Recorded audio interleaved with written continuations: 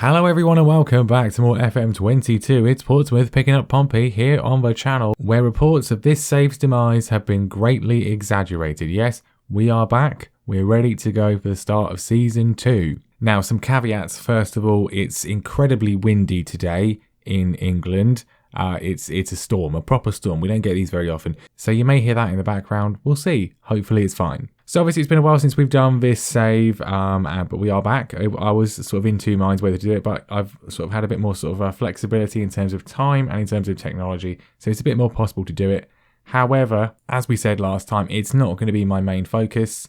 The main focus of the channel is going to be the sort of other style of video, the longer format style of video with the post-recorded audio, which we've got with the East Anglian series with Braintree and of course with Chelsea as well. That's definitely what my focus is going to be on. They're more sort of, I think, interesting to make. They're more sort of unique about the channel. Give them a watch if you haven't already done so. If you can share them elsewhere, social media, Reddit, whatever, that would be really appreciated. And also on the subject of YouTube, we have reached, temporarily at least, 500 subscribers. It might go down, it'll probably go down, but it's nice while it lasts. Anyway, right, let's get into this stuff. So, as I say, this series, we're not going to be doing it on a super regular basis because it's not my preferred style of video, but it's still nice to do occasionally. So what we're going to do for this save, we're going to have a video at the start of every season, the middle of every season, see how we're getting on, and then at the end as well. And obviously if we're in any sort of final, we're going to win some silverware, we'll do a video for that as well. But just updates to the major point of the season when I get a chance to be able to do it, rather than the traditional 7-8 episodes a season, because it gets a bit tedious. Everyone else does it.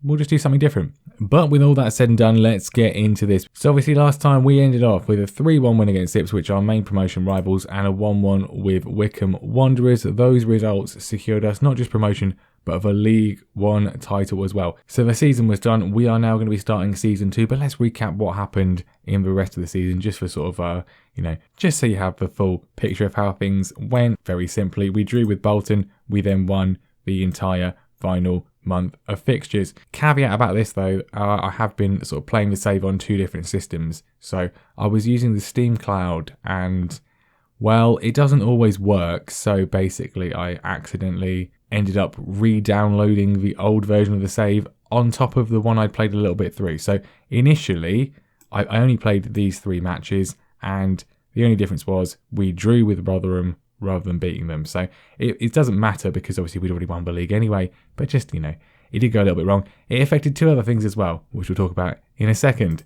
There's the final League One table. Obviously we were champions, but 118 points in the end. 28 points ahead of Ipswich is ridiculous. Crewe got promoted as well, which is nice. And also Morecambe got relegated for the first time in their entire footballing history. Now, if we go over to our youth intake, which are under 18s now, the youth intake happened. That was one of the things that got redone, and it wasn't as good as it was. It wasn't amazing anyway, but we did have 2, I think it was 2, it was at least 1, but I think 2 5-star potential players. We now do not. We got 3 4.5-star potential players, allegedly. Phil Merritt is the best one, apparently.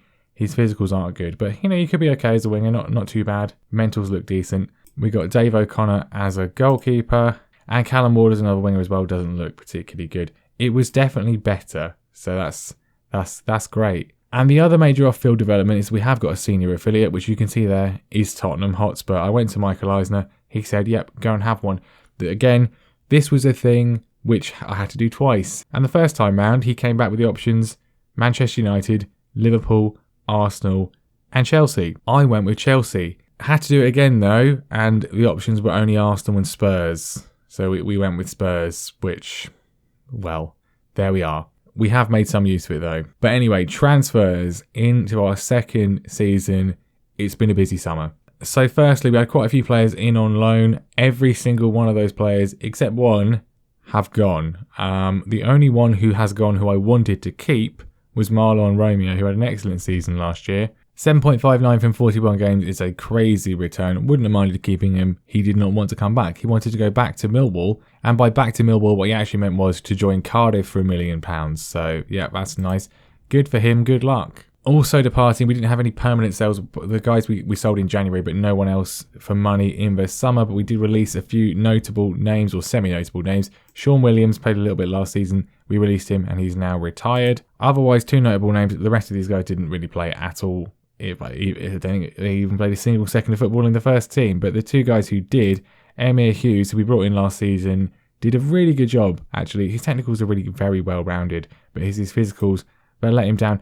It didn't let me down at all, really. 24 games, 7.15 average rating. Had that big injury, though, and I just felt he wanted quite a bit of money, and we could do better, so we've let him go. And then there's Michael Jacobs, who was a big disappointment for me last season, actually. He wasn't very good. 38 games, albeit all of them off the bench. He scored 1 goal, got 3 assists, which in a team as good as ours is not good enough, really. So he wanted quite a lot of money. Not going to give it to him. He's off. So in terms of signings, then, it's probably best to sort of just go by position, because we have completely, more or less, replaced the entire squad. And by squad, I mean the sort of backup option in every position. The starting lineup is the same. The starting lineup, initially, is going to be the same going into the season. So first of all, new 3rd choice goalkeeper Jacob Knightbridge on a free from West Ham. He doesn't need to be registered for the squad, and he's got some decent attributes and some decent potential. Will probably never play, but I wanted to get someone else in. But we haven't got someone else in as first choice. We mentioned one lone player was still here. He is obviously that man, because he's really good and he's developed really well last season. And in the end, he got 27 clean sheets, which I think is pretty good. I think he won the most clean sheets in the division award. Yeah, he's really good. So happy to have him back. 4k a week is very little at this level. Thanks, Man City. So that's good. Right back as well is also quite straightforward too. We've obviously lost Romeo, and I spent a long time looking for a new right back. And then in the end, I just decided the ones we already had were fine. Kieran Freeman, who was last year's backup, is actually really quite good, so he'll just be the first choice. And then the backup's going to be Callum Johnson, who was on loan at Fleetwood last year. He did okay, and he's pretty solid as well as a backup. He's not amazing, but he'll do. So moving across the pitch then, Jonathan Tompkinson has joined us on a free transfer from Norwich as a sort of 5th choice centre back. Some decent attributes, nothing crazy, but will just sort of do a job if needed to be called upon. The main backup centre-backs, though, we have brought in Jordan Thornley, first of all, on a free transfer from, I believe, Blackpool. He spent last year on loan at Oxford, yeah, but Blackpool before that, formerly of Sheffield Wednesday. Not the craziest technicals, but he can mark, tackle, pass. He's left-footed, that's the key. He can play at left-back as well. Just a reliable squad option, I think. But the main backup that we brought in for a little bit of money, actually, Michael Rose has joined us from Coventry City for £69,000.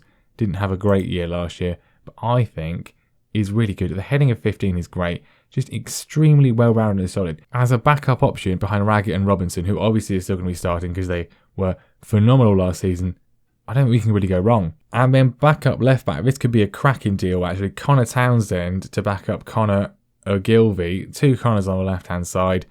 Only cost £61,000. Terrible year for West Brom last year, but I don't really care. He is great. He can attack. He can defend. Good work rate. Exactly what I want in a fullback. Moving into midfield then, this could be a decent pickup as well. Jacob Davenport joins us on a free from Blackburn. Again, terrible year last year, but it's a new start for him. Again, his mentals are very good. He's very aggressive. I think he's going to get sent off at some point, I think. The technicals aren't the craziest, but he'll do as that sort of defensive midfielder, deep line playmaker kind of figure. I think he'll be fine. He can pick up the ball, close down space. That's all we really need. As a backup to Lewis Thompson, I think it's a good bit of business. Also bolstering the midfield, then mainly as a backup for Ryan Tunnicliffe, but can really play in all 3 midfield positions, is Dominic Gape on a free transfer from Wycombe Wanderers. Pretty good season last year in League One. I think he could be really quite good, really. I think the only thing really is the dribbling, but otherwise he's very, very solid, very well-rounded. It's a similar theme to all the players. I like guys that are sort of good across the board. You know, they work well in a team like this. And then final midfield position then as a backup to Joe Morrell is Jack Rolls, former Spurs Youth Academy player, signed on a free from Crystal Palace, where he again didn't play very well. But for us, I think this is probably the weakest addition we've probably brought in, really. There were a lot of players who we were in talks to sign, who we had contracts agreed with, but who went somewhere else. Lewis Baker, Casey Palmer, John Michel Seri, most notably, agreed to join us on a free from Fulham for £5,000 a week. but then decided to go elsewhere, to Italy, I think, which is fair enough, I suppose. But yeah, Jack Rolls is who we got in. I think he's got a lot of potential, and he needs to develop into that potential. He's not going to be playing much because obviously Joe Morrell is really good, but he's here and he'll help out, I'm sure. And then our new backup right winger is Tom Ince. Oh, Tom, what happened to your career? Tom Ince, hugely highly rated, didn't quite go well, as he did, of course, choose to go to Hull City, I believe, instead of Inter Milan. So, yeah, not the best choice ever for him. But look, physicals are still pretty good at the age of 30. Technicals are really good, I think. Maybe, this area is letting him down in the middle, but I don't know. I think as a backup, it's a new start for him. Terrible year last year for Stoke, but I'm pretty confident he can do okay for us this year. And then our new backup left winger is Marcus Brown, our final addition for a bit of money. Again, not very much, £42,000. We've spent barely anything, all told. I think it's been very successful, very economical summer, running the club in the right way. But Marcus Brown joins from Middlesbrough. Again, I just think pretty undervalued. Physicals are good, technicals are good. His mentals aren't bad. I think, he's a decent player all round. Maybe the work rate's a bit of a concern. Didn't play at all last season, so he's a bit rusty maybe, but I think as a backup will do a very good job. And lastly, but by no means least, the only player we've been able to get from Spurs, and it's a free loan, so that's obviously very good. Dane Scarlett joins on loan for the season. 18-year-old striker, 14 finishing, 13 composure. His physicals are really nice as well. Again, a lot of potential to grow into. Already 3-star current ability, apparently. Again, he's going to be a backup to John Marquise, but as a bench option, as a rotation option, I think he is going to be quite good, really. So there we go. That is the business done. I'm quite happy with it. Let me know what you think. I think it's okay. I think, we haven't spent really very much money at all. A little bit, but no, about £170,000, which is quite good, which means we've still got money to spend. 1.21 million, in fact.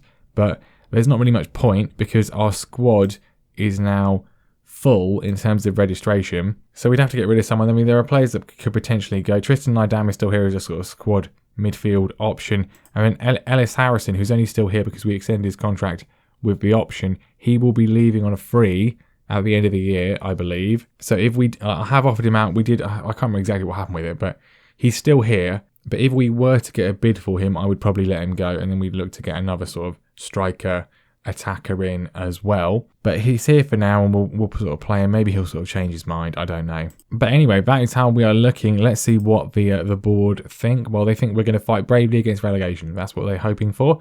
I think we'll be fine. The media are a bit more positive, actually. They think we are going to be finishing in 18th. I'll take that. That's quite good. The Championship is a very competitive division, of course, and, well, we've got Norwich, Crystal Palace and Brentford relegated from the Premier League.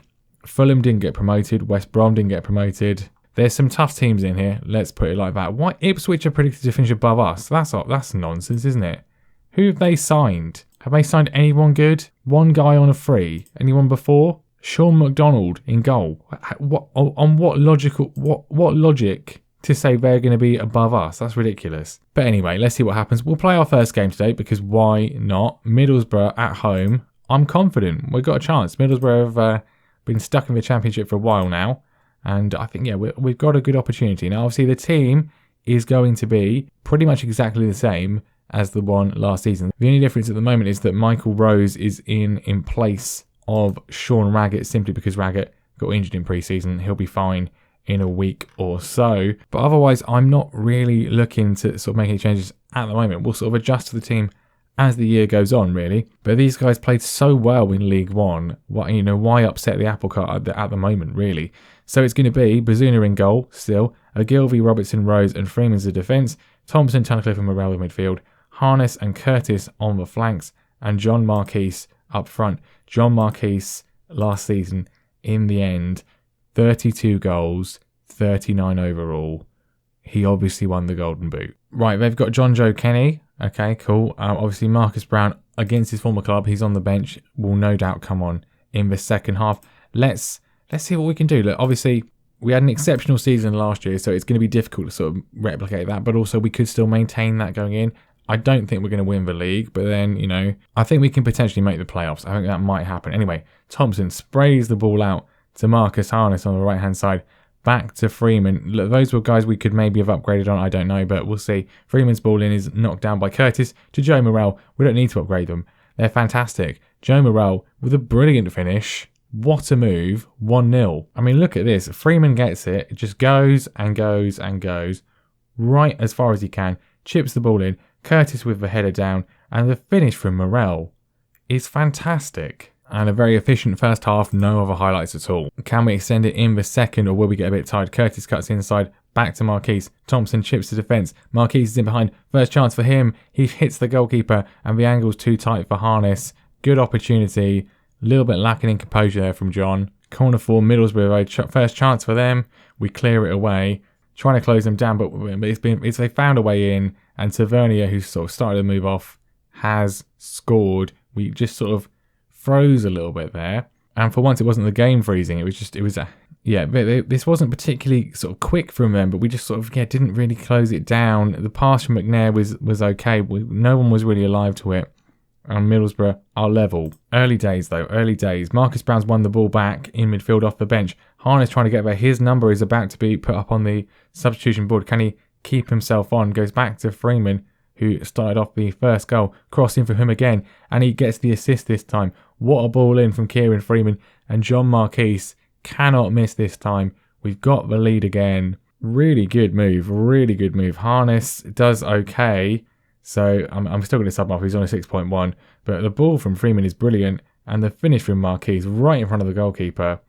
Right in front of the goalkeeper is fantastic. Can we keep it going? It's come to Gape. I thought he was going to take a shot on there. No. Freeman, who's been excellent so far today. Again with the cross in. And Marquise can't get there. The defender hits it behind for a corner, which Tom Ince will take, plays it in, headed straight back out by Paddy McNair. Not long to go. Can we see this one out, or is it going to be sort of more late drama? Well won back. Marquise finds Tom Ince, cuts inside, flicks it out to Marcus Brown. Would really like a goal against his former club. Back to Thompson. It's looking good. Ogilvy into Marquise, who hits the post. I think he was offside anyway. He was. Hopefully it doesn't matter. Into injury time. We've got a free kick. Marcus Brown. Perfect position for him, surely. Marcus Brown. Oh, he's close. It's knocked away by the goalkeeper. But it doesn't matter. That is that. 2-1. We win our first championship game. First game back in the championship. Really good performance as well. Hopefully a good sign of things to come. So there we are. Not a bad start at all. That will be that for today. We will be back next time for, middle of the season. So I'm thinking we'll come back, January kind of time. We'll probably play a game, maybe even two, but we'll recap what's happened in the first part of the season. How well do you think we're going to do? Are we going to win the league? Are we going to get in the playoffs? Are we just going to be sort of averagely mid-table? I don't know. But thank you very much for watching. Make sure you leave a like. Make sure you subscribe as well. And I will see you next time.